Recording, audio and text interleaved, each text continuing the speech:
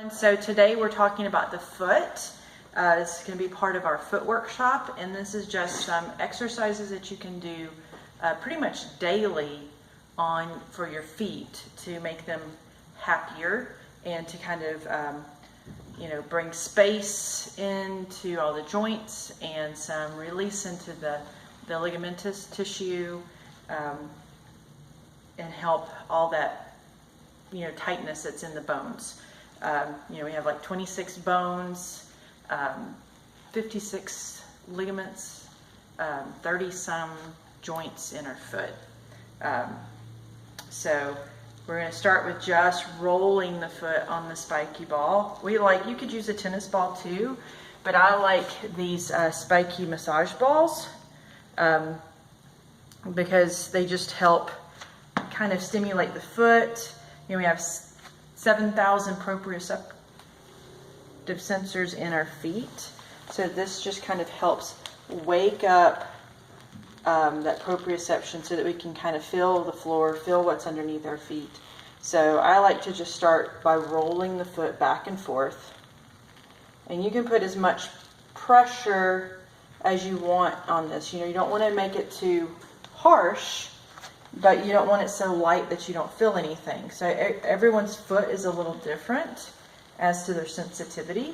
So just do how it feels to you.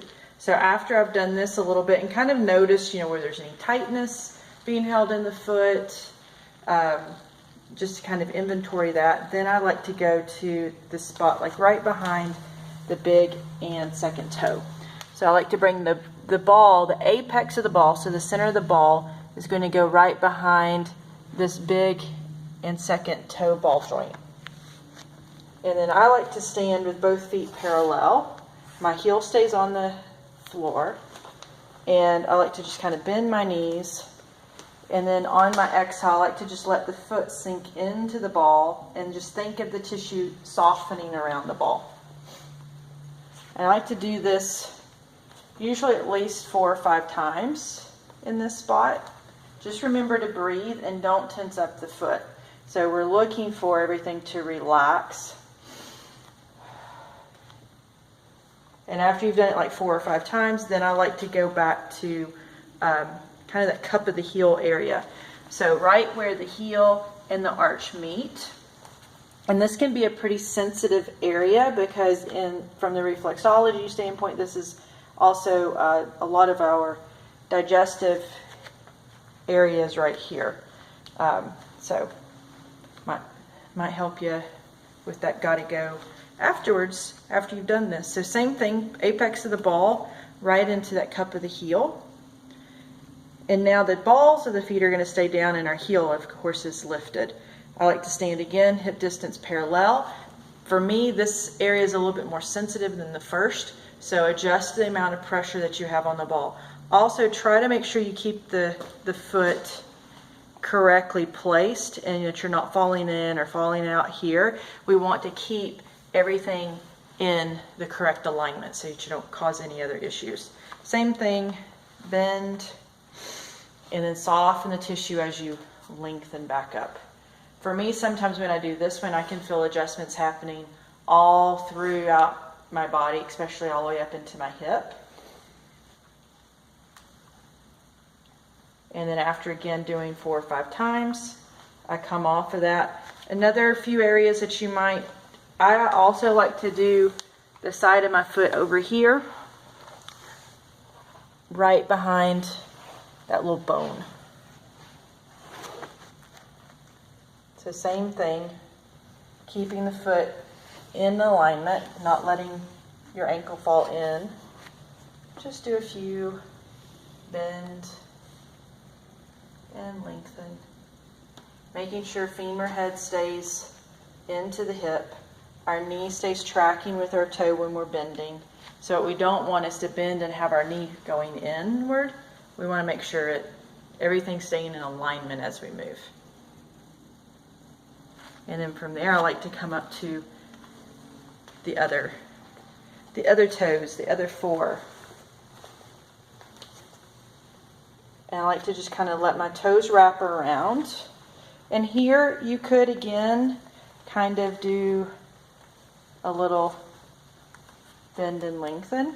And you can tell where there's these white areas in the foot, there's a little bit more stagnation there. So that means I've got some tightness going on, probably in these joints right here. So this is really good for me. And you can already kind of see this one starting to fade away a little bit. And then from there, I like to bring it into what I call the neck of the toes. So bringing those little spiky nubbies right into that soft spot in the back of the toes. Depending on whether you're looking at Vitaflex or reflexology charts, you know, we have our sinus back here, our eyes, our ears. A lot of our sensory organs are in that back part of the toes. So I just kind of like to kind of knead the ball like a cat. And it just brings some movement in there. And I can already start feeling my foot is starting to get a cramp in it, which means it's starting to adjust, which is a good thing. It means I'm opening up some channel that's been kind of tightened up. So you can always, when you do that, kind of come off, walk around a little bit, get it to kind of release out, and then come back. And then from there, I like to just place the foot on the ball, and I'm just going to rock side to side. So going from like pronation to supination, or inversion to eversion. And the other thing that this is doing is helping bring some movement here into my ankle, along with, again, opening up that space in those metatarsal heads. Especially if you've been in shoes or something all day, or even socks, things that constrict your feet. This is good just to kind of wake them up.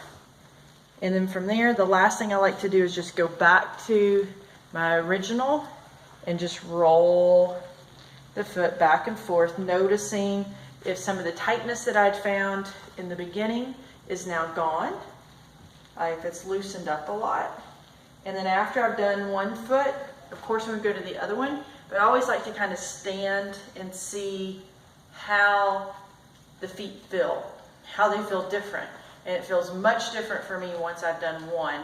This foot feels much more open, more grounded, a lot more wake. It's like I can feel the ground underneath my feet at this point.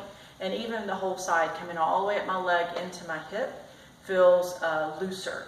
So, you know, I always try to say, try that out after you've done one side. Just stand and see if you can feel a difference. Even kind of rock back and forth and notice even in your joints.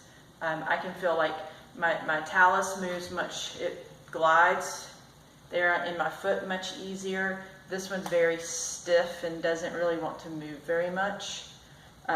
So just, you know, and everybody's going to be different, but do that, try it out, and then go and do the other side. You don't want to just do one side. You want to make sure you do both. So enjoy. I'd love to hear your feedback and how it helps make your feet a little happier. See you next time.